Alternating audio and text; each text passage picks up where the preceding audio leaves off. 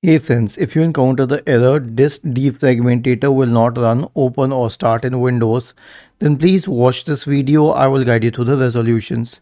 The first solution is an SFC scan. So search for command prompt in the Windows search bar and click on run as administrator.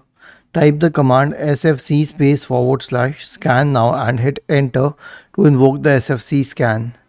The next solution is a check disk scan. So search for command prompt in the Windows search bar and click on run as administrator. Type the command chkdsk /r/f and hit enter. Press Y and hit enter again to invoke the check disk scan. And lastly, if everything else fails, you can restore your system to an earlier created restore point. Search for recovery in the Windows search bar and open recovery. Click on open system restore. Select choose a different restore point. Next, choose a good restore point.